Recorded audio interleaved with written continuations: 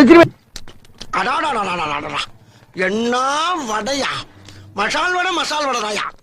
அருஞ்சுவையின் நாக்குல உட்கார்ந்து நடனம் ஆடுது.